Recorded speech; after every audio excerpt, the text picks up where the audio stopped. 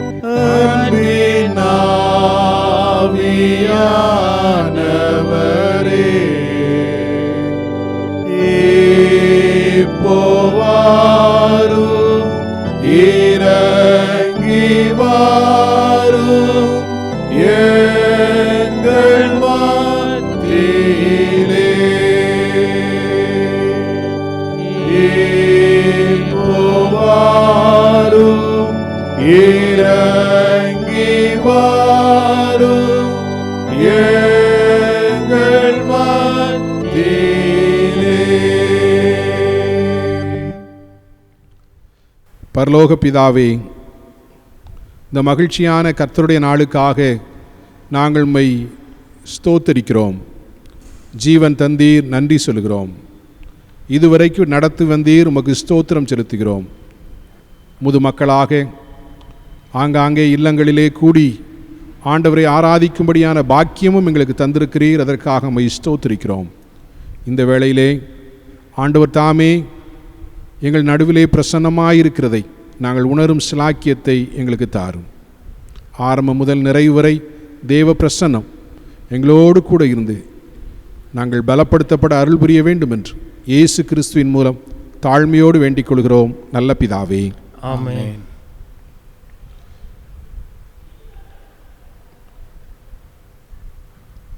இந்த ஆராதனைக்கு ஆரம்பமாக 173வது கீதங்கள் பாடுவோம். கீதங்கள் 173. இன்று கிறிஸ்து எழுந்தார் என்ற பாடலை நாம் அனைவரும் சேர்ந்து பாடுவோம்.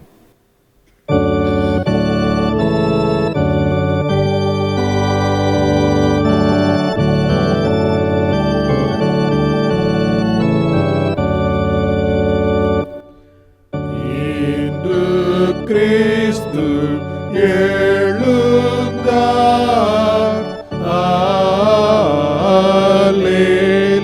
அல்லேலூயா. இன்று வெற்றி சிறந்தார்,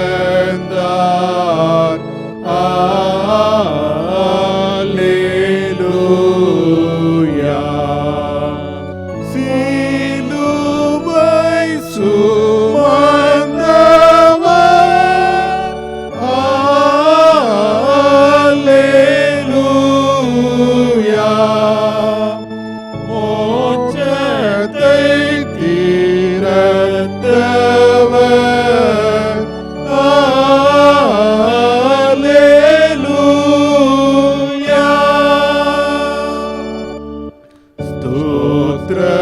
பாட்டு பாடுவோம்,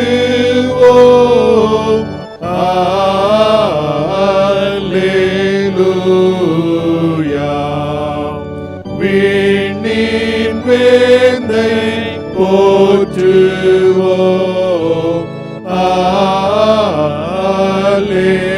அல்லேலூயா.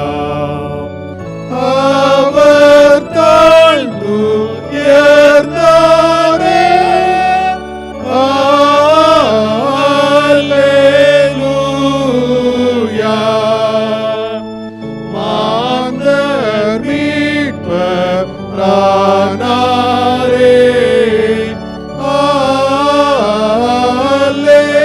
அல்லேலூயா.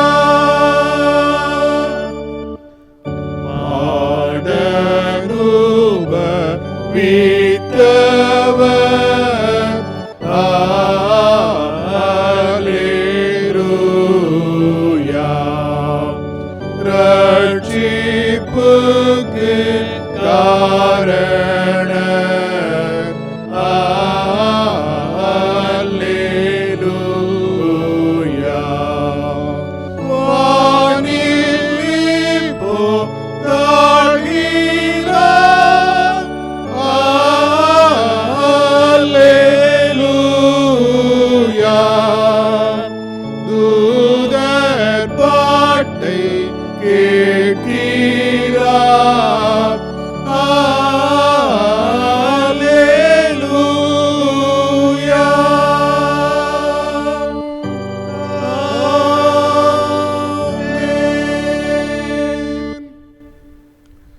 இது கர்த்தர் உண்டு பண்ணிய நாள், இதிலே களிகூர்ந்து மகிழக் கடவோம். நம்முடைய கர்த்தராகிய இயேசு கிறிஸ்துவின் நாமத்தினாலே நமக்கு ஜெயம் கொடுக்கிற தேவனுக்கு ஸ்தோத்திரம். தேவனுக்கு ஏற்கும் பலிகள் நொறுங்குண்ட ஆவிதான். தேவனே, நொறுங்குண்டதும் நறுங்குண்டதுமான இருதயத்தை நீர் புறக்கணீர். உங்கள் வஸ்திரங்களை அல்ல, உங்கள் இருதயங்களை கிழித்து உங்கள் தேவனாகிய கர்த்தரிடத்தில் திரும்புங்கள். அவர் இரக்கமும் மன உருக்கமும் நீடிய சாந்தமும் மிகுந்த கிருபையும் உள்ளவர். இந்த ஆராதனையின் ஆரம்பத்திலே நாம் இருக்கிற இடங்களிலே நம்முடைய கண்களை மூடி ஆண்டவர் நம்மை பரிசுத்தமாக்கும்படி, அவர் நம்முடைய குறைவுகளை நமக்கு தெரியப்படுத்தும்படி நாம் அமைதியாய் ஜெபம் செய்வோம். நம்முடைய சிந்தனைகளினால், பார்வையினால், சொல்லால், செயலால் கர்த்தருக்கு பிரியமில்லாமல் செய்த தவறுகளை ஆண்டவர் நமக்கு மன்னிக்கும்படி நாம் ஜெபம் செய்வோம். கிறிஸ்து இயேசுவில் உள்ள சிந்தையே உங்களிலே இருக்க கடவது.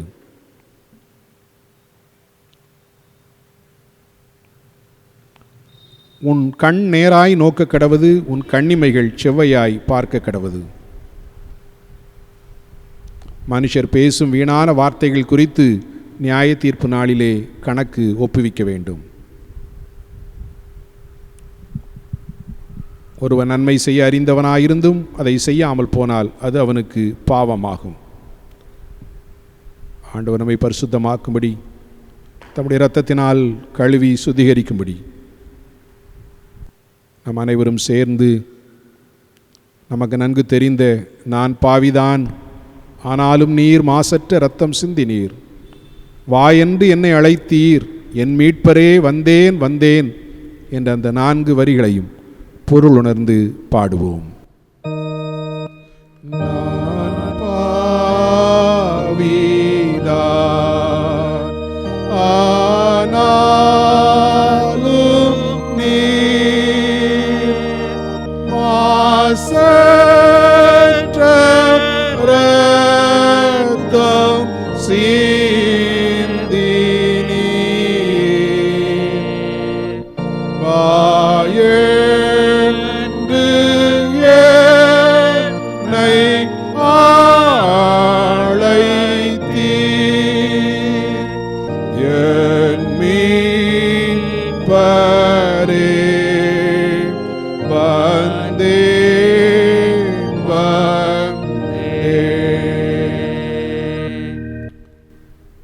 இயேசு கிறிஸ்துவின் இரத்தம் சகல பாவங்களையும் நீக்கி நம்மை சுத்திகரிக்கும். நாம் நம்முடைய பாவங்களை அறிக்கையிட்டால் நம்முடைய பாவங்களை நமக்கு மன்னித்து எல்லா நியாயத்தையும் நீக்கி நம்மை சுத்திகரிப்பதற்கு கர்த்தர் உண்மையும் நீதியும் உள்ளவராய் இருக்கிறார். மேற்குக்கும் கிழக்குக்கும் எவ்வளவு தூரமோ அவ்வளவு தூரமாய் அவர் நம்முடைய பாவங்களை நம்மை விட்டு விலக்கினார். இயேசு கிறிஸ்துவினுடைய இரத்தத்தினால் நாம் கழுவப்படுகிறோம். நாம் பிறருடைய குற்றங்களை மன்னிக்கும் போது நம்மை மன்னிப்பேன் என்று வாக்குத்தத்தம் நமக்கு செய்திருக்கிறார். அவருடைய நாமத்தின் மேல் விசுவாசம் உள்ளவர்களாய் அவரை ஏற்றுக்கொண்டவர்கள் எத்தனை பேர்களோ அத்தனை பேர்களும் தேவனுடைய பிள்ளைகளாகும்படி அவர்களுக்கு அதிகாரம் கொடுத்தார். நாம் கர்த்தருடைய பிள்ளைகள் என்ற நிச்சயத்தோடு கர்த்தருடைய ஜெபத்தை சேர்ந்து சொல்லுவோம். பரமண்டலங்களில் இருக்கிற எங்கள் பிதாவே, நாமம் பரிசுத்தப்படுவதாக, ராஜ்யம் வருவதாக, சித்தம் பரமண்டலத்திலே செய்யப்படுவது போல பூமியிலே செய்யப்படுவதாக. அன்றைய அப்பத்தை எங்களுக்கு தாரும், எங்கள் விரோதமாய் குற்றம் செய்தவர்களுக்கு நாங்கள் மன்னிக்கிறது போல எங்கள் குற்றங்களை எங்களுக்கு மன்னியும், எங்களை சோதனையில் பிரவேசிக்க பண்ணாமல் தீமை நின்று ரட்சித்துக் கொள்ளும். ராஜ்யம் வல்லமை மகிமையும் என்னென்னைக்கு நினைவிலே. ஆமென். ஆண்டவரே, எங்கள் உதடுகளை திறந்தருளும். உம்முடைய புகழை அறிவிப்போம். தேவனே எங்களை ரட்சிக்க விரைவாய் வாரும்.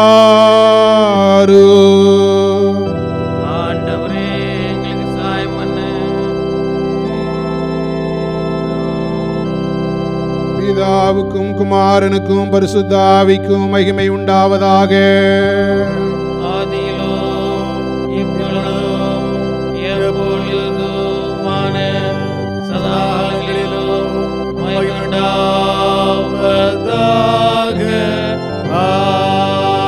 ஆமென். கர்த்தரை துதியுங்கள். கர்த்தருடைய நாமம் துதிக்கப்படுவதாக.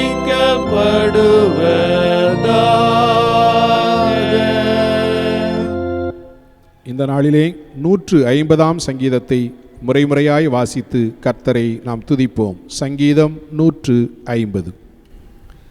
அல்லேலூயா. தேவனை அவருடைய பரிசுத்த ஸ்தலத்தில் துதியுங்கள். அவருடைய வல்லமை விளங்கும் ஆகாய விரிவை பார்த்து அவரை துதியுங்கள். அவருடைய வல்லமையுள்ள கிரியைகளுக்காக அவரை துதியுங்கள். மாட்சிமை பொருந்திய அவருடைய மகத்துவத்திற்காக அவரை துதியுங்கள். எக்கால துணியோடே அவரை துதியுங்கள். வீணையோடும் சுரமண்டலத்தோடும் அவரை துதியுங்கள். தம்புரோடும் நடனத்தோடும் அவரை துதியுங்கள். யாழோடும் தீங்குகளோடும் அவரை துதியுங்கள். ஓசையுள்ள கைத்தாளங்களோடும் அவரை துதியுங்கள். பேரோசையுள்ள கைத்தாளங்களோடும் அவரை துதியுங்கள். சுவாசமுள்ள யாவும் கர்த்தரை துதிப்பதாக. அல்லேலூயா.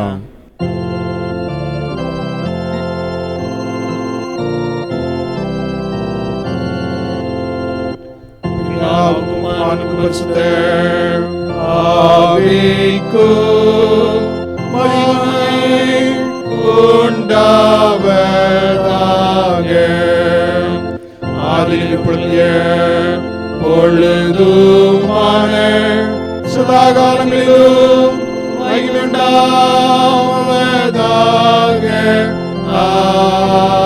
ஆமென்.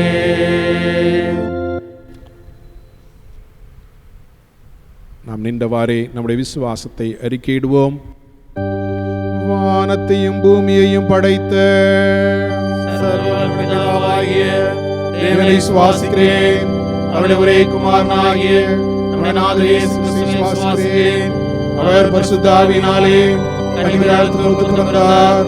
முந்திய பிலாத்தின் காலத்தில் பாடுபட்டு சிலுவையில் அறைந்து மரித்து அடக்கம் பண்ணப்பட்டு பாதாளத்தில் இறங்கினார்.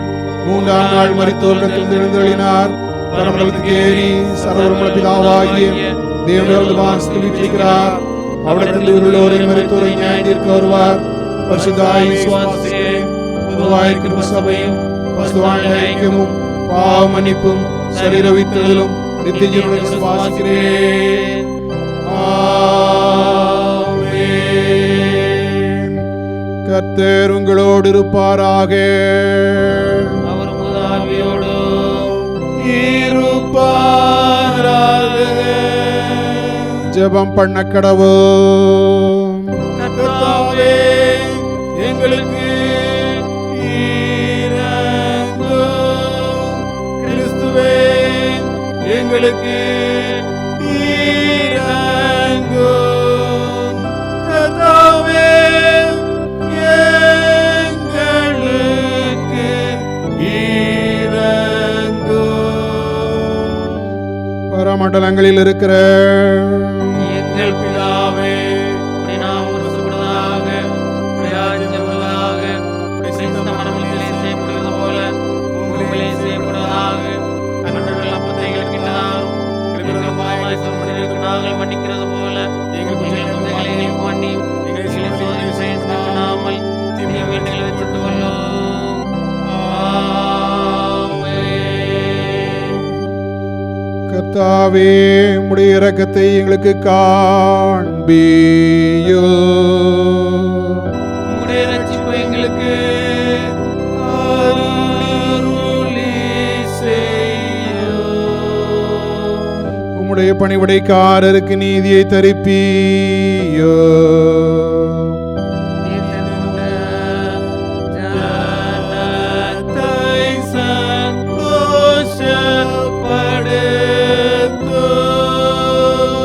கர்த்தாவே முது ஜனத்தை ரட்சியோ. உம்முடைய சுதந்திரத்தை ஆசீர்வதியும். கர்த்தாவே, எங்கள் காலத்தில் சமாதானத்தை கட்டளையிடும். தேவரீரே இல்லாமல் எங்களுக்காக யுத்தம் செய்வார் ஒருவரும் இல்லை. பராபரனே, எங்கள் இருதயத்தை சுத்திகரியும். உம்முடைய பரிசுத்தாவியை எங்களிடத்திலிருந்து எடுத்துக் கொள்ளாதேயும். இப்பொழுது வேத பகுதியை நாம் வாசிக்க கேட்போம். யோவான் எழுதின சுவிசேஷம் 21ஆம் அதிகாரம் 15ஆம் வசனம் முதல் 17ஆம் வசனம் வரை அடங்கியிருக்கிற கர்த்தருடைய வார்த்தைகளை கேளுங்கள். அவர்கள் போஜனம் பண்ணின பின்பு இயேசு சீமோன் பேதுருவை நோக்கி, யோனாவின் குமாரனாகிய சீமோனே, இவர்களிலும் அதிகமாய் நீ என்னிடத்தில் அன்பாயிருக்கிறாயா என்றார். அதற்கு அவன், ஆம் ஆண்டவரே, உம்மை நேசிக்கிறேன் என்பதை நீர் அறிவீர் என்றான். அவர், என் ஆட்டுக்குட்டிகளை மெய்ப்பாயாக என்றார். இரண்டாந்தரம் அவர் அவனை நோக்கி, யோனாவின் குமாரனாகிய சீமோனே, நீ என்னிடத்தில் அன்பாயிருக்கிறாயா என்றார். அதற்கு அவன், ஆம் ஆண்டவரே, உம்மை நேசிக்கிறேன் என்பதை நீர் அறிவீர் என்றான். அவர், என் ஆடுகளை மெய்ப்பாயாக என்றார். மூன்றாம் தரம் அவர் அவனை நோக்கி, யோனாவின் குமாரனாகிய சீமோனே, நீ என்னை நேசிக்கிறாயா என்றார். என்னை நேசிக்கிறாயா என்று அவர் மூன்றாம் தரம் தன்னை கேட்டபடியினாலே பேதுரு துக்கப்பட்டு, ஆண்டவரே, நீர் எல்லாவற்றையும் அறிந்திருக்கிறீர், நான் உம்மை நேசிக்கிறேன் என்பதையும் நீர் அறிவீர் என்றான். இயேசு, என் ஆடுகளை மேய்ப்பாயாக என்றார் என்பது பாடம் முடிந்தது. இப்பொழுது நாம் ஆண்டவருடைய வார்த்தைக்காக ஒரு நிமிடம் கண்களை மூடி ஜெபம் செய்வோம். ஜெபிப்போம்.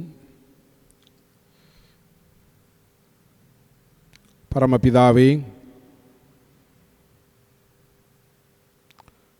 எங்களோடு நீர் பேச வேண்டும் என்று நாங்கள் ஜெபிக்கிறோம். தேவரீர், உம்முடைய வார்த்தை ஜீவனும் வல்லமையும் உள்ளது என்று நாங்கள் அறிந்திருக்கிறோம்.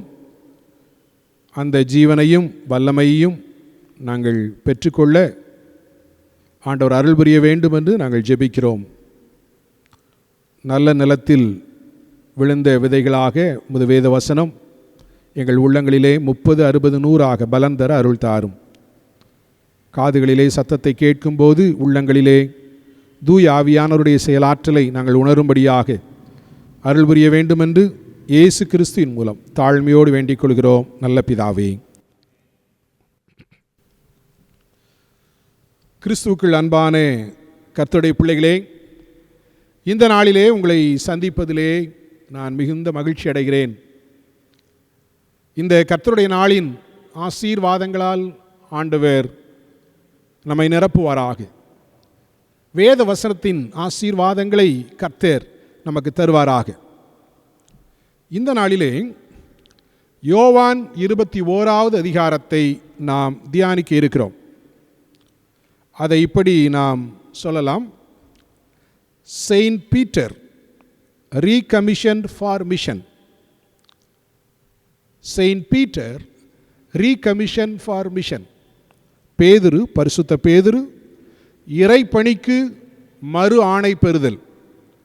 தேவ பணி செய்வதற்கு திரும்பவும் அவர் இயேசு கிறிஸ்துவால், உயிர்த்தெழுந்த கிறிஸ்துவால் அவர் ஆணை பெறுதல் அல்லது உத்தரவு பெறுதல் அல்லது பணியை பெறுதல் என்று கூட நாம் சொல்லலாம். வேத புத்தகத்தை நாம் படிக்கும்போது விசேஷமாக த போஸ்ட் ரிசரக்ஷன் ஈவென்ட்ஸ், இயேசு உயிர்த்தெழுந்த பிறகு உள்ள நிகழ்வுகளை நாம் பார்க்கும்போது கிட்டத்தட்ட முக்கியமான நிகழ்வுகள் எல்லாம் அது எருசலேமை சுற்றி நடந்ததாக வேத புத்தகத்திலே நாம் வாசிக்கிறோம். எம்மாவூருக்கு போன சீஷர்கள் அந்த நிகழ்வு, அதைத் தொடர்ந்து தோமா இயேசுவை சந்தித்த நிகழ்வு, மகதலேனா மரியாள் இயேசுவை சந்தித்த நிகழ்வு, சீஷர்கள் கூடியிருந்தபோது இயேசு கிறிஸ்து, உயிர்த்தெழுந்த கிறிஸ்து அவர்களை சந்தித்த நிகழ்வு, இவை அனைத்தும் பொதுவாக எல்லாம் எருசலேமையும் எருசலேமை சுற்றியும் நடந்த நிகழ்வுகள். ஆனால் இந்த யோவான் 21வது அதிகாரம் இது கலிலேயாவிலே நடந்த நிகழ்வு என்று யோவான் எழுதுவதை நாம் பார்க்கிறோம். அன்பானவர்களே, மத்தேயு எழுதின சுவிசேஷம் 28ஆம் அதிகாரத்திலே கலிலேயாவிலே ஒரு குறித்த மலைக்கு சீஷர்கள் போனார்கள் என்று வாசிக்கிறோம். ஆனால் இந்த நிகழ்வு திபேரியா கடற்கரை அருகில் என்று சொல்லி நாம் பார்க்கிறோம். ஆகவே இந்த நிகழ்வு அது எருசலேம் அருகில் அல்ல, கலிலேயாவிலே நடந்த ஒரு நிகழ்வு என்பதை நாம் நினைவில் வைத்து கொள்ளலாம். அன்பானவர்களே, இந்த நிகழ்வை நாம் எவ்வாறு சிந்திக்க இருக்கிறோம் என்று சொன்னால், 3 கேள்விகளை நாம் இந்த நிகழ்வுகளே இருந்து நாம் எடுத்துக்கொள்ள இருக்கிறோம். முதலாவது கேள்வி யோவான் எழுதின சுவிசேஷம் 21ஆம் அதிகாரம் 5வது வசனத்திலே நாம் பார்க்கிறோம். அந்த கேள்வி என்ன? பிள்ளைகளே, புசிப்பதற்கு ஏதாகிலும் உண்டா என்ற கேள்வி. இந்த கேள்வியின் அடிப்படையிலே முதல் 14 வசனங்களிலே சொல்லப்பட்ட முக்கிய அம்சங்களை நாம் பார்ப்போம். இரண்டாவது கேள்வி யோவான் எழுதின சுவிசேஷம் 21ஆம் அதிகாரம் 15வது வசனம். யோனாவின் குமாரனாகிய சீமோனே, நீ என்னிடத்தில் அன்பாயிருக்கிறாயா? இவர்களிலும் அதிகமாய் நீ என்னிடத்தில் அன்பாயிருக்கிறாயா என்ற கேள்வி இரண்டாவது கேள்வி. இந்த வேத வசனத்தின் அடிப்படையிலே இந்த 21வது அதிகாரம் 15லிருந்து 17 வரை உள்ள வசனங்களின் முக்கிய அம்சங்களை நாம் பார்க்க இருக்கிறோம். அடுத்த கேள்வி யோவான் 21ஆம் அதிகாரம் 22வது வசனம். நான் வரும் வரை இவன் இருக்க சித்தமானால் உனக்கு என்ன என்ற கேள்வி. அன்பானவர்களே, 18லிருந்து 25 வரை கடைசி வசனம் வரை இருக்கிற அந்த வேத பகுதியை அதிலே காணப்பட்ட முக்கியமான அம்சங்களை நாம் பார்க்க இருக்கிறோம். அன்பானவர்களே, this is a recommission for mission. பணிக்காக, தேவ பணிக்காக பரிசுத்த பேதுருவை ஆண்டவர் மறுபடியும் அவருக்கு ஆணையிட்டு அனுப்பின ஒரு நிகழ்வு. முதலாவதாக, பிள்ளைகளே, புசிப்பதற்கு ஏதாகிலும் உங்களிடத்தில் உண்டா என்ற முதல் கேள்வியை நாம் சிந்திப்போம். இந்த வேதாகமத்திலே நீங்கள் பார்த்தால், நம்முடைய பவர் டிரான்ஸ்லேஷன் வேதாகமத்திலே நீங்கள் பார்க்கும்போது புசிப்பதற்கு ஏதாகிலும் உண்டா என்று இயேசு கேட்டதாக நாம் வாசிக்கிறோம். ஆனால் NRSV வேதாகமத்திலே நியூ ரிவைஸ்ட் ஸ்டாண்டர்ட் வேர்ஷனில் ஃபிஷ் என்று சொல்லப்பட்டிருக்கிறது. அன்பான ஆண்டவருடைய பிள்ளைகளே, எபிரேய வேதாகமம் என்ன, கிரேக்க வேதாகமம் என்ன சொல்கிறது என்று சொன்னால், ப்ரோஸ் ஃபேகியோன் என்ற ஒரு வார்த்தை பயன்படுத்தப்பட்டிருக்கு. ப்ரோஸ் ஃபேகியோன். அன்பானவர்கள், இக்தூஸ் என்பதுதான் வழக்கமான ஒரு வார்த்தை. இந்த ப்ரோஸ் ஃபேகியோன் என்பதை டிக்ஷனரியில் லெக்சிக்கன் என்ன சொல்கிறது என்று சொன்னால், குக்ட் ஃபிஷ் என்று சொல்லி, maybe which may be taken along with bread. பிரெட்டோடு சேர்ந்து சாப்பிடக்கூடிய குக்ட் ஃபிஷ் இருக்குதா அப்படின்னு கேட்டது போல கூட நாம் புரிந்து கொள்ளலாம். அன்பானவர்களே, ஆண்டவராக இயேசு கிறிஸ்து கலிலேயா கடற்கரையிலே அங்கே பேதுருவுக்கும் அவரோடு சேர்ந்த 7 பேருக்கும் தரிசனமான ஒரு நிகழ்ச்சி இது. சீமோன் பேதுரு இவ்வாறு சொல்கிறார் சீஷர்களை பார்த்து, நான் மீன் பிடிக்கப் போகிறேன் என்கிறார். அவரோடு 7 பேர் மீன்பிடிக்க சென்று விட்டார்கள். அந்த 7 பேர் யாரெல்லாம் என்று நாம் 21ஆம் அதிகாரம் 2வது வசனத்திலே நாம் வாசிக்கிறோம். திதிமு எனப்பட்ட தோமா, பேதுரு, அது மாத்திரமல்ல கானானியனாகிய நாத்தான்வேல், செபதேயுவின் குமாரர் 2, அதே போல வேறு 2 சீஷர்கள் என்று நாம் வாசிக்கிறோம்.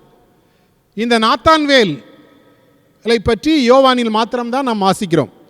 யோவான் 1ஆம் அதிகாரத்திலே நாத்தான்வேல் பற்றி நாம் வாசிக்கிறோம். இதோ கபடற்ற உத்தம இஸ்ரவேலன் என்று ஆண்டவராய் இயேசு நாத்தான்வேலை பார்த்து சொல்கிறார். அது மாத்திரமல்ல, யோவான் எழுதின சுவிசேஷம் இந்த கடைசி அதிகாரத்திலேயும் நாத்தான்வேல் பற்றி பார்க்கிறோம் நாம். அன்பானவர்களே, ஆனால் சீஷருடைய லிஸ்டில் நாத்தான்வேலை நாம் பார்ப்பதில்லை. ஆகவே இந்த நாத்தான்வேல் என்பது மற்ற லிஸ்டில் பர்த்தலமேயுவாக இருக்கும் என்று சொல்லி பொதுவாக சொல்கிறார்கள். ஆகவே 12 சீஷர்களிலே இந்த நாத்தான்வேல் இருந்தார். ஆனால் நாத்தான்வேலுடைய பெயர் பர்த்தலமேயு என்று மற்ற நற்செய்தி நூல்களிலே சொல்லப்பட்டிருக்கிறது என்று சொல்கிறார்கள். அன்பானவர்களே, ஆகவே இங்கே 7 பேர் சீமோன் பேதுருவை பின்பற்றி அவர்கள் சென்று விட்டதாக நாம் வேத புத்தகத்திலே நாம் வாசிக்கிறோம். இவர்கள் எல்லாம் மீன் பிடிக்க போகிறார்கள். போய் இரவு முழுவதும் முயற்சி பண்ணாங்க. They tried the whole night. இரவு முழுவதும் முயற்சி செய்தார்கள். ஆனால் ஒன்றும் கிடைக்கவில்லை. காலையில் அதிகாலையிலே அங்கே இயேசு வருகிறார், உயிர்த்தெழுந்த கிறிஸ்து வருகிறார். அவர் கேட்கிறார், பிள்ளைகளே, புசிக்கிறதற்கு ஏதாகிலும் உண்டா? அல்லது புசிக்கிறதற்கு பொரித்த மீன்கள், அதனோட உள்ள பிரெட் ஏதாவது இருக்குதா என்று சொல்லி இயேசு கேட்கிறார். அன்பானவர்களே, அவர்கள் இரா முழுவதும் பிரயாசப்பட்டும் ஒன்றுமில்லை என்று சொல்கிறார்கள். ஆண்டவராய் இயேசு சொன்னார், வலது பக்கத்திலே உங்களுடைய வலைகளை போடுங்கள் என்று சொன்னார். அவர்கள் போட்டபோது ஏராளமான மீன்களை அவர்கள் பிடித்தார்கள் என்று சொல்லி வேதம் நமக்கு சொல்கிறது. அன்பான ஆண்டவருடைய பிள்ளைகளே, அந்த மீன்கள் அவர்கள் கரையிலே வந்தபோது இயேசு ஏற்கனவே நெருப்பு போட்டு அவர்களுக்கு ஆகாரம் வைத்திருந்தார். வாருங்கள் போஜனம் பண்ணுங்கள் என்று சொன்னார். பிடித்த சில மீன்களை கொண்டு வாருங்கள் என்று சொல்லி சொன்னார். அவர்கள் எல்லாரும் போஜனம் பண்ணினார்கள் என்று நாம் வாசிக்கிறோம். இந்த நிகழ்வு it's a real event. It's not a dream. ஒரு சொப்பனை நாம் நினைத்து விட முடியாது. ஏனென்றால் இங்கே உயிர்த்தெழுந்த கிறிஸ்துவால் ஒரு ஆலோசனை கொடுக்கப்படுகிறது. அது மட்டுமல்ல, உயிர்த்தெழுந்த கிறிஸ்துவால் ஒரு அற்புதம் நடைபெறுகிறது. அது மட்டுமல்ல, உயிர்த்தெழுந்த கிறிஸ்து இந்த 7 பேரோடு உட்கார்ந்து உணவு அருந்தினார். அன்பான ஆண்டவருடைய பிள்ளைகளே, ஆகவே இதை ஏதோ ஒரு ட்ரீம் என்று சொல்லி ஏதோ ஒரு நிகழ்வு என்று எடுப்பதை விட it appears to be a real event, ஒரு உண்மையான நிகழ்வு என்று சொல்லி நாம் வாசிக்கிறோம். ஆனால் இந்த நிகழ்வை, இந்த முதல் பகுதியை நாம் பார்க்கும்போது வேத புத்தகத்திலே உள்ள 2 நிகழ்வுகளை ஆண்டவராய் இயேசு ஞாபகப்படுத்தி இருக்கிறார். நிச்சயமாக சீஷர்களும் அதை நினைத்திருக்கக்கூடும். லூக்கா எழுதின சுவிசேஷம் 5ஆம் அதிகாரம் முதல் 11 வசனங்களிலே முதலாவது அங்கே ஆண்டவராய் இயேசு கிறிஸ்து பேதுருவை சந்தித்த ஒரு நிகழ்வை நாம் வாசிக்கிறோம். அங்கேயும் அவர்களுக்கு மீன்கள் கிடைக்கவில்லை. ஆழத்திலே கொண்டு போய் போடுகிறார்கள். போட்டபோது ஏராளமான மீன்களை பிடிக்கிறார்கள். அப்பொழுது பேதுருவை பார்த்து இயேசு சொன்னார், உன்னை மனுஷரை பிடிக்கிறவராக்குவேன் என்று சொல்கிறார். அன்பானவர்களே, ஆகவே இங்கே இவர்கள் ஏராளமான மீன்களை பிடிக்கிறார்கள். இயேசுவோடு அமர்ந்து அவர்கள் உணவு அருந்துகிறார்கள். ஆகவே இப்பொழுது இந்த 7 பேருக்கும் இல்லை என்றால் அட்லீஸ்ட் த பீட்டர், அந்த பேதுரு, அவர் அந்த நிகழ்வை, அந்த பழைய நிகழ்வை அவர் நிச்சயமாக அவர் உணர்ந்திருப்பார். என்னை மனிதரை பிடிக்க அழைத்தார், ஆனால் இங்கே நான் மீன் பிடித்து கொண்டிருக்கிறேன் என்று சொல்லி. இன்னொரு நிகழ்வு என்ன? வாருங்கள் போஜனம் பண்ணுங்கள் என்று இயேசு அழைக்கிறார். அது யோவான் எழுதின சுவிசேஷம் 6ஆவது அதிகாரத்திலே நாம் வாசிக்கிறோம். அது என்ன நிகழ்வு என்று சொன்னால், அங்கே 5 அப்பமும் 2 மீனும் வைத்து 5000 பேருக்கு பங்கிட்ட ஒரு அருமையான நிகழ்வு. இங்கேயும் அப்பமும் மீனும் இயேசு வைத்திருக்கிறார்.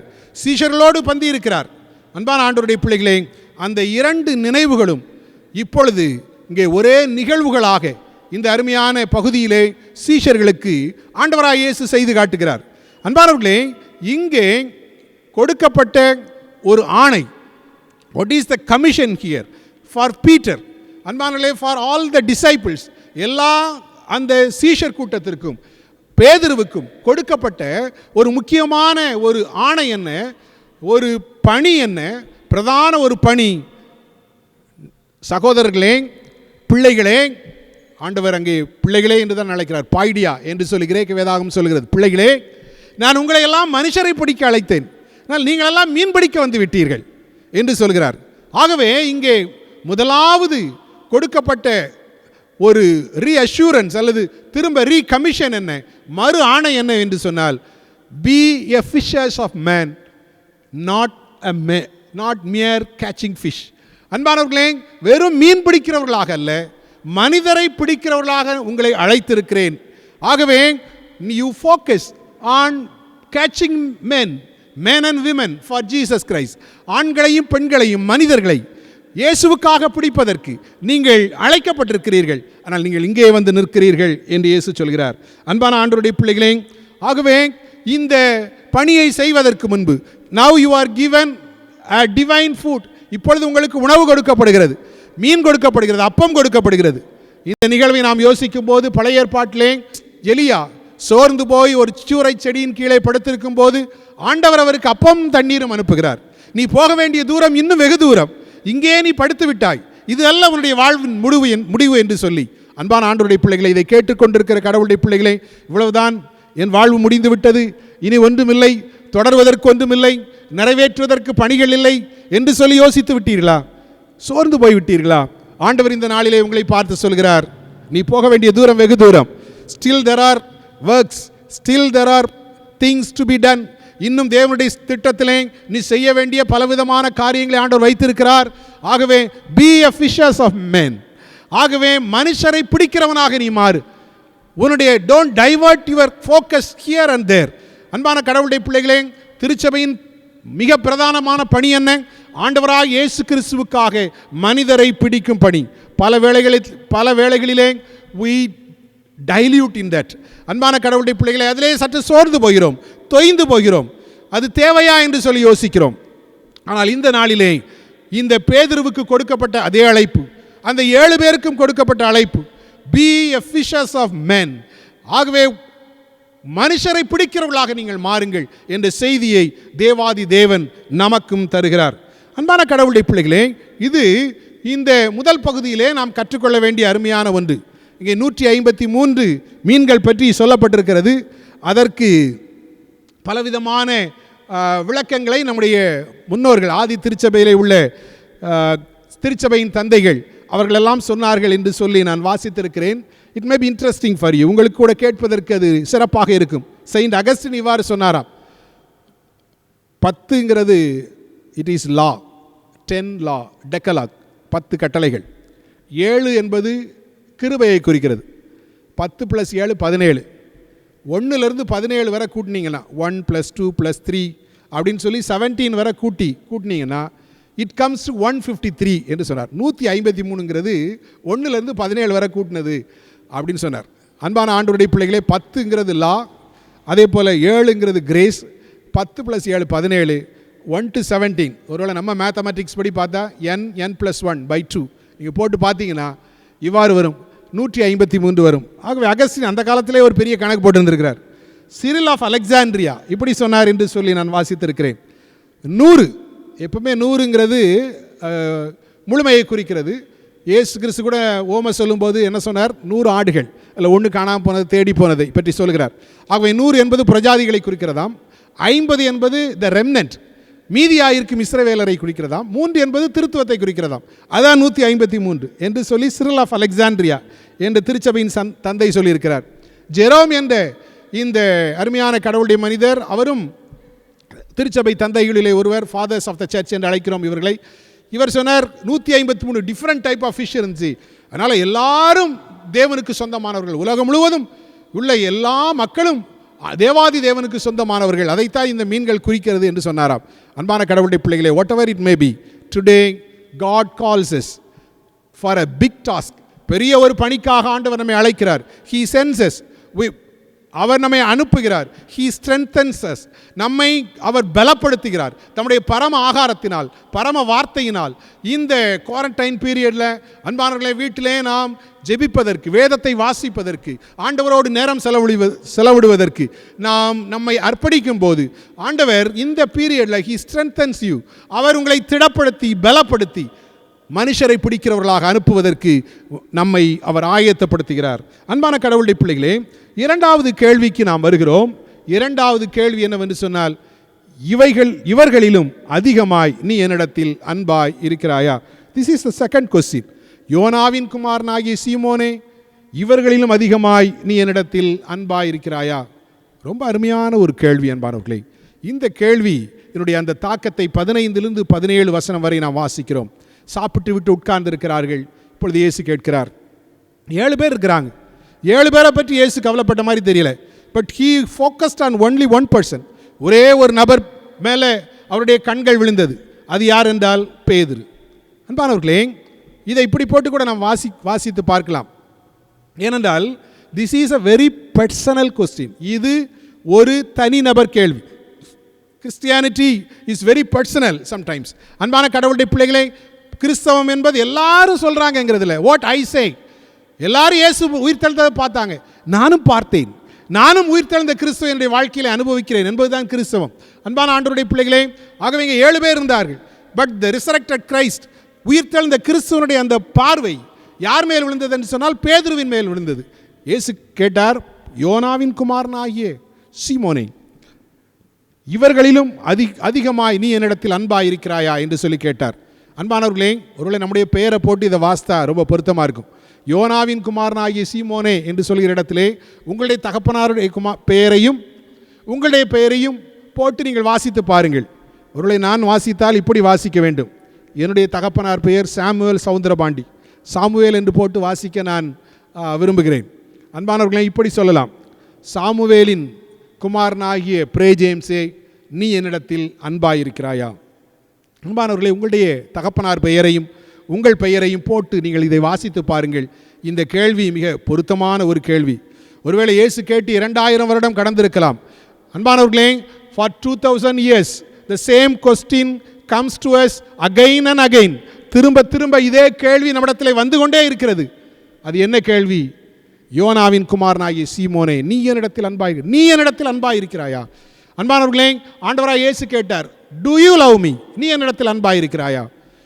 பல மக்கள் நெருக்குகிறார்கள். ஒரு பெண் தன்னுடைய வாதை நீங்குவதற்காக, வியாதி நீங்குவதற்காக இயேசுவின் வஸ்திரத்தின் ஓரத்தை தொட்டாள். இயேசு கேட்டார், என்னை தொட்டது யார் என்று கேட்டார். எல்லாரும் சொன்னாங்க, எல்லாரும் நெருக்கிறாங்க என்று சொன்னார்கள். அன்பானவர்களே, இந்த நிகழ்ச்சியிலே நீங்கள் ஒருவேளை நூற்றுக்கணக்கான மக்கள், இன்னும் பலர் ஆங்காங்கே இருந்து கேட்டுக்கொண்டிருக்கலாம், பலர் கேட்கலாம். But Jesus deals with you very personally. அன்பானவர்களே, அந்த பெரும்பாடுள்ள ஸ்திரியை என்னை தொட்டது யார் என்று சொல்லி இயேசு கேட்டார். சிங்கிள் பர்சனை இயேசு கேட்கிறார். பலர் நடந்து வந்து கொண்டிருக்கிறார்கள். அத்திமரத்தின் கீழே நின்று விட்டு சகைவே இறங்கி வா என்று இயேசு சொல்கிறார்.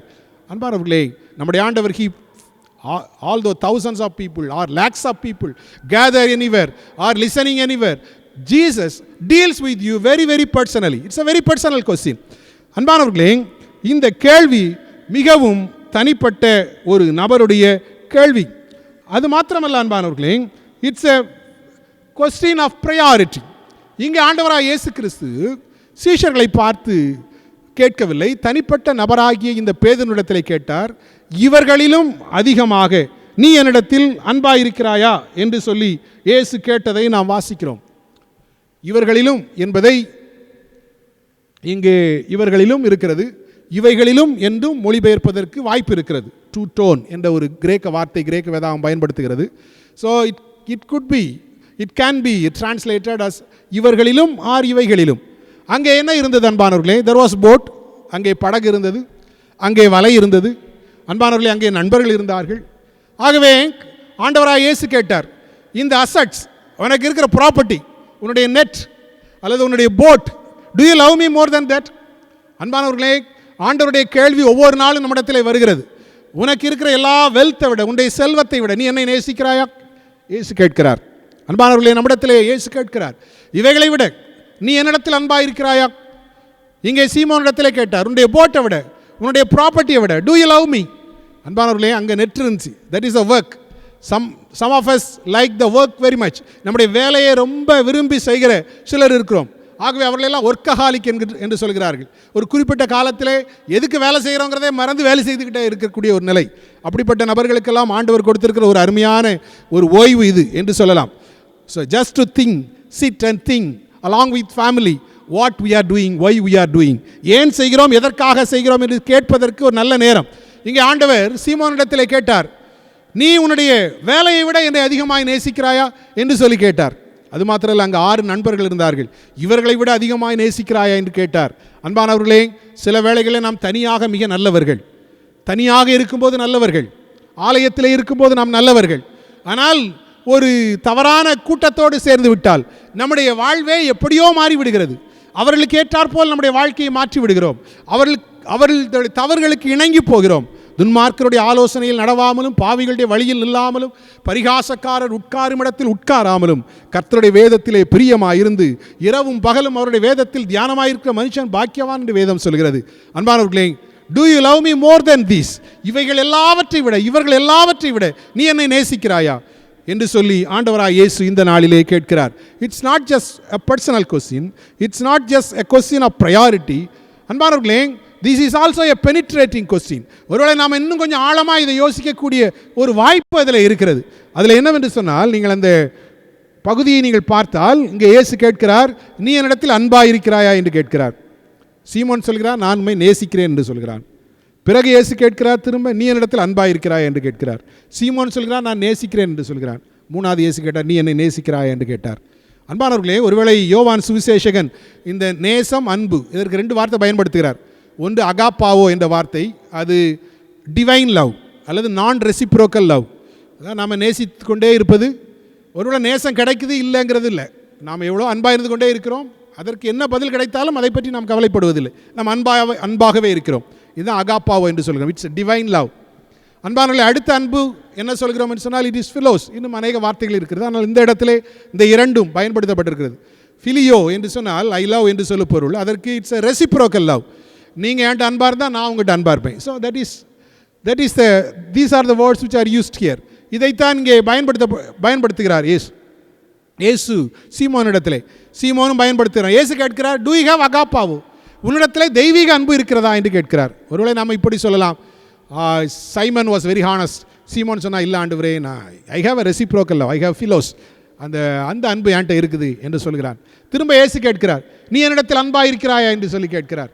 அன்பானவர்களே, இங்கே சீமோன் சொல்கிறான், நான் உம்மை நேசிக்கிறேன் என்று சொல்கிறான்.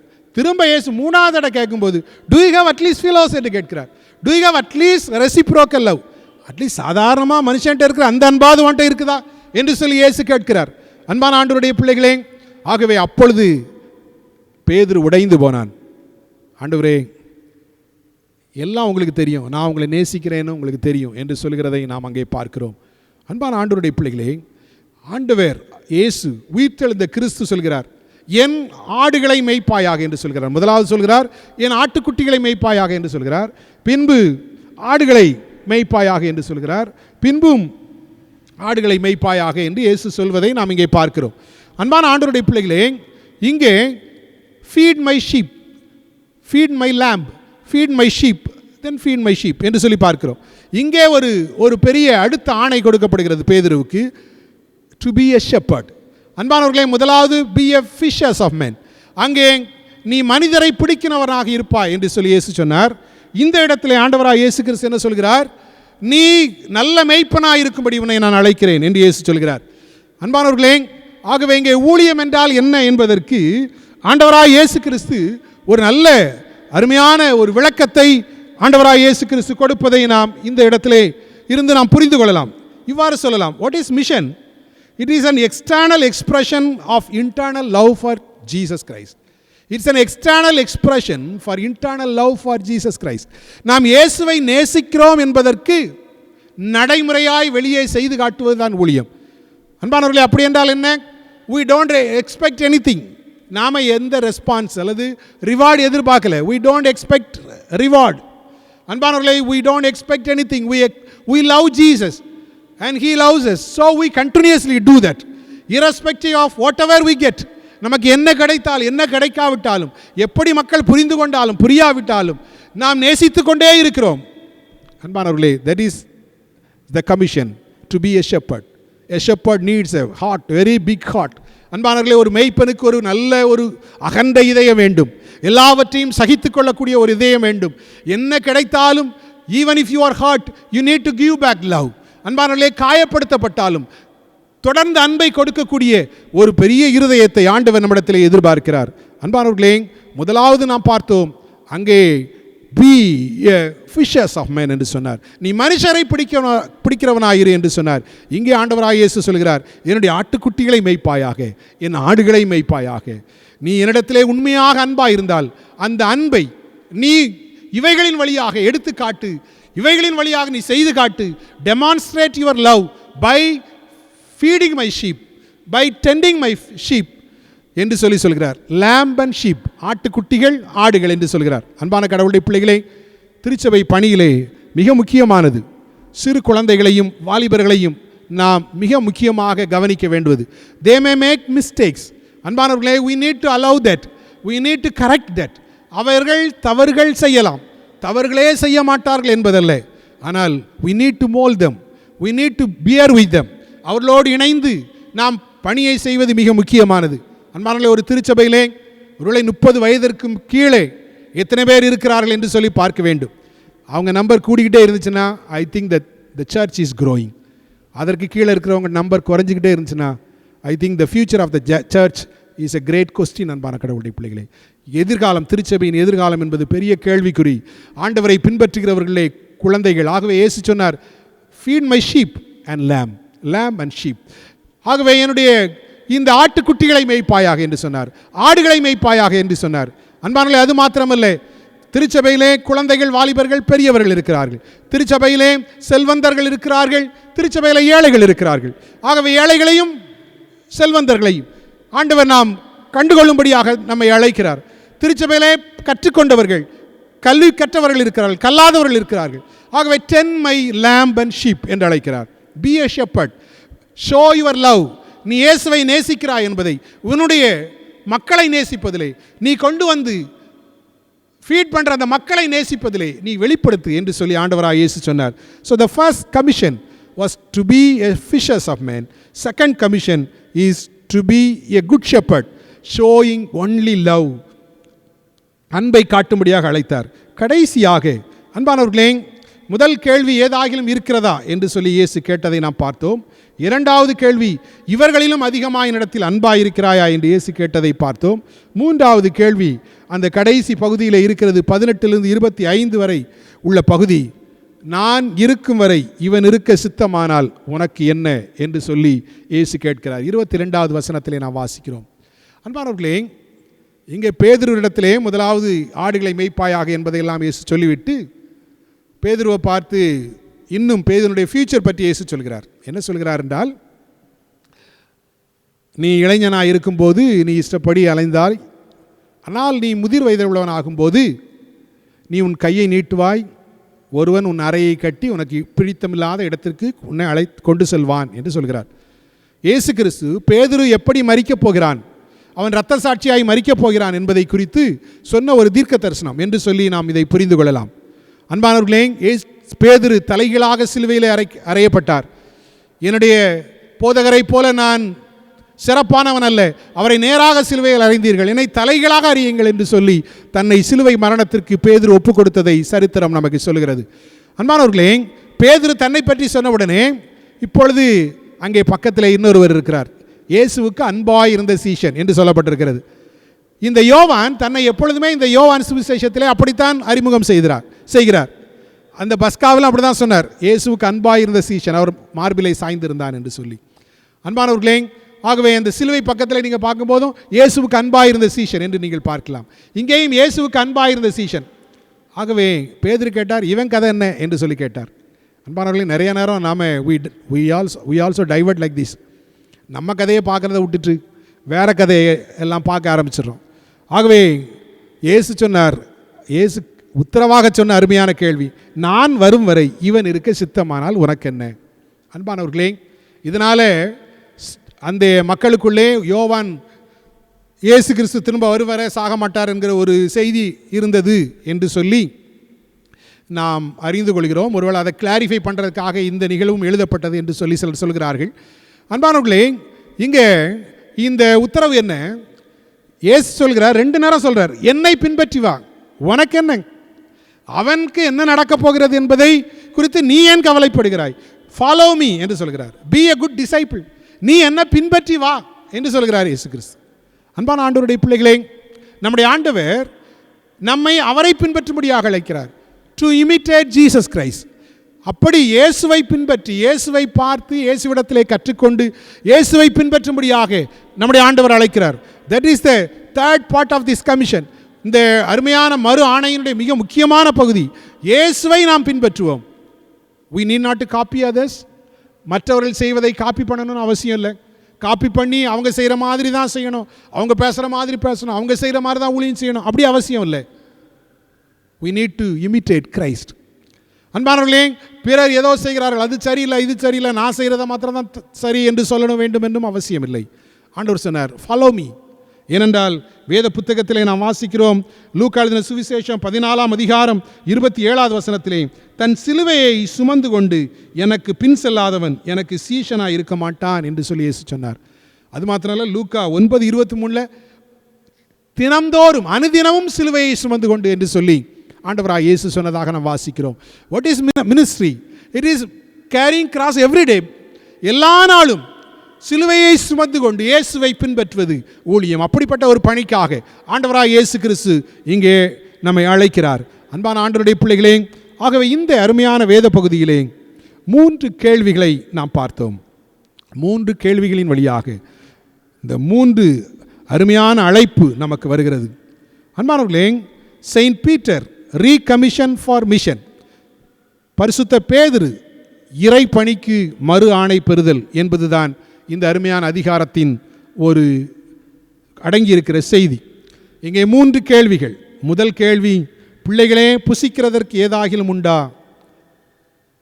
அன்பானவர்களே, அந்த கேள்வியிலிருந்து ஆண்டவராக இயேசு சொன்ன அருமையான ஒரு பதில், பி ஃபிஷர்ஸ் ஆஃப் மென். ஆகவே மனுஷரை பிடிக்கிறவர்களாக உங்களை அழைக்கிறேன். ஆகவே மற்ற காரியங்களில் உங்களுடைய சிந்தனைகளை சிதறவிட்டு முக்கியமானதை, பிரதானமான பணியை நீங்கள் மறந்து விடாதீர்கள். இரண்டாவது இயேசு கேட்ட கேள்வி, இவர்களிலும் நீ அன்பாயிருக்கிறாயா? எல்லாவற்றை விட என்னை நேசிக்கிறாயா? அப்படி நீ நேசித்தால் பி எ குட் ஷெப்பர்ட். ஆகவே நல்ல ஒரு மேய்ப்பனாய் நீ இரு. நீ என்னை நேசிக்கிறாய், அந்த நேசத்தை உன்னுடைய அன்பின் வழியாக, மக்களை நேசிப்பதின் வழியாக, தீமைக்கு நன்மை செய்வதின் வழியாக, காயப்படுத்துகிறவர்களையும் சேர்த்துக் கொள்வதின் வழியாக நீ வெளியே காட்டு என்று சொல்கிறார். B a good shepherd. அதன் பிறகு உனக்கு என்ன, நான் இருக்கும் வரை அவன் இருக்க சித்தமானால், நான் வரும் வரை அவன் இருக்க சித்தமானால் உனக்கு என்ன, என்னை பின்பற்றி வா என்று சொல்கிறார். Let us be a fishers of men. மனுஷரை பிடிக்கிறவர்களாக ஆண்டவர் நம்மை அழைக்கிறார். பி எ குட் ஷெப்பர்ட், நல்ல மேய்ப்பர்களாக பிடிக்கப்பட்ட மக்களை நேசித்து, ஆண்டவரை நேசிக்கிறோம் என்பதை இதன் வழியாக காண்பித்து நல்ல மேய்ப்பர்களாக இருக்கும்படியாக ஆண்டவர் நம்மை அழைக்கிறார். அது மாத்திரமல்ல, ஜஸ்ட் ஃபாலோ ஜீசஸ் கிரைஸ்ட், இயேசு கிறிஸ்துவை பின்பற்றி அவருடைய சாயலாக அனுதினமும் மாற்றப்பட்டு, அன்பானவர்களே, பிறரை காப்பி அடிக்காமல், பிறரை கிரிட்டிசைஸ் பண்ணி நம்ம பணிகளை செய்யாமல் நம்முடைய தொடர்ந்து இயேசுவை பின்பற்றும்படியாக ஆண்டவராக இயேசு கிறிஸ்து நம்மை அழைக்கிறார். ஆண்டவர் தாமே இந்த வார்த்தைகளால் நம்மை ஆசீர்வதிப்பாராக. ஆமேன். நிறைவு பாடலாக 554வது கீதங்கள் பாடுவோம். கீதங்கள் 554.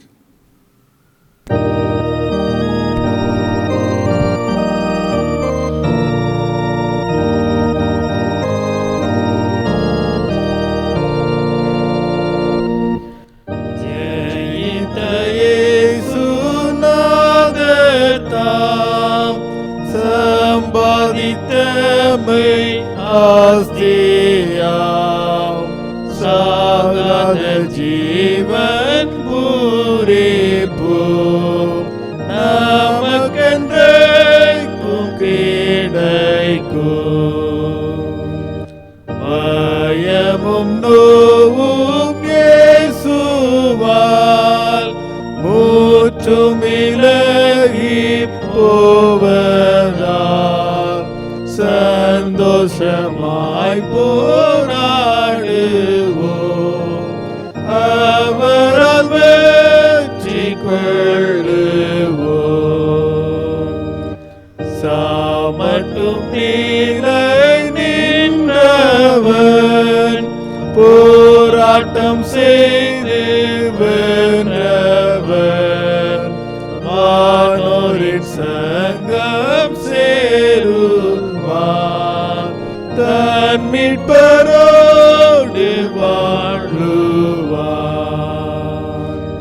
வெற்றி சிறந்த தேவரீ ஜெயிக்க பாதை காண்பித்தே நீ வென்ற வண்ணம் நாங்களும் வென்றிருந்த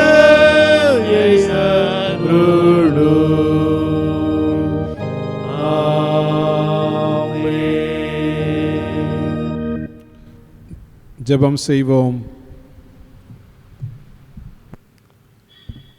பரிசுத்த பிதாவே,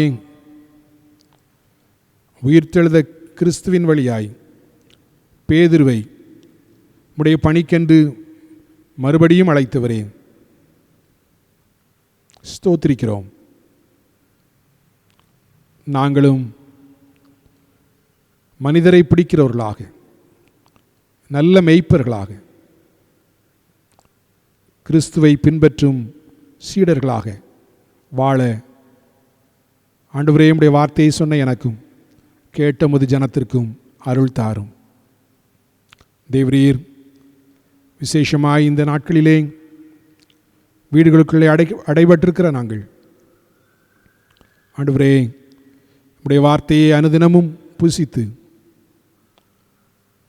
ஆண்டவரே உமக்குள்ளே பலப்பட அருள் தர வேண்டும் என்று ஜெபிக்கிறோம். நீர் எங்களுக்கு வைத்திருக்கிற பெரிய பணிக்காக நாங்கள் ஆயத்தப்பட எங்களுக்கு அருள் தாரும். உணவில்லாத மக்களை நினைக்கிறோம். அவர்களுக்கு உணவு கொடுப்பதற்கு பிரயாசப்படுகிற ஒவ்வொருவரையும் ஆண்டவர் ஆசீர்வதிங்க. ஆண்டவரே, மருத்துவர்கள், காவலர்கள், துப்புரவு பணியாளர்கள், சமூக ஆர்வலர்கள், இன்னும் பலவிதமான பணிகளிலே ஈடுபட்டிருக்கிற மக்கள் அவர்கள் அனைவரையும் நீங்கள் காப்பாற்ற வேண்டும் என்று நாங்கள் ஜெபிக்கிறோம். சீக்கிரமாக இந்த தொற்று நோய் எங்களுடைய தேசத்தை விட்டும் எங்களுடைய பகுதிகளை விட்டும் முழுவதுமாய் அகன்று போக அருள் தாரும். தேவருடைய கிருபை எங்களோடு கூட இருக்க வேண்டும் என்று ஜெபிக்கிறோம். உள்ளான உம்மேல் உள்ள நேசத்தை வெளிப்படையாக செய்யும் உம்முடைய பணியின் வழியாக நாங்கள் வெளிப்படுத்த எங்களுக்கு அருள் தாரும். எங்களை தாழ்த்தி அர்ப்பணிக்கிறோம். ஆண்டவரே, இந்த வார்த்தைகளை கேட்டுக்கொண்டிருக்கிற உம்முடைய மக்கள் ஒவ்வொருவருக்காக ஸ்தோத்திரம். ஒவ்வொருவரையும் ஆசீர்வதியும். பலகீனப்பட்டவர்களை பலப்படுத்தும். மனம் சோர்ந்தவர்களுக்கு தைரியம் தாரும். உயிர்த்தெழுதலின் நம்பிக்கையினால் உடைய பிள்ளைகளை நிரப்பியறலும். ஆண்டவரே, உடைய வேதத்தினால், வேத வசனத்தினால் வருகிற ஆசீர்வாதத்தை, உடைய பிரசன்னத்தினால் வருகிற ஆசீர்வாதத்தை ஒரு ஜனம் அறிந்து கொள்ள, பெற்றுக்கொள்ள அருள் தாரும். ஆண்டவரே, இந்த அருமையான நிகழ்வுக்காக முயற்சி எடுத்த ஒவ்வொருவரையும் ஆண்டவர் ஆசீர்வதியும், வழிநடத்தும். எங்கள் கர்த்தரும் மீட்பருமாக இயேசு கிறிஸ்துவின் மூலம் தாழ்மையோடு வேண்டிக் கொள்கிறோம் நல்ல பிதாவே.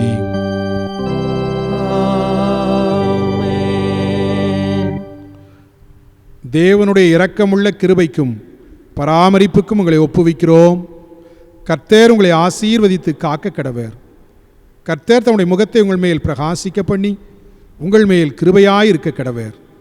கர்த்தர் தமது முகத்தை உங்கள் மேல் பிரசன்னமாக்கி இப்பொழுதும் எப்பொழுதும் உங்களுக்கு சமாதானம் சுகமும் கட்டளையிட கடவர்.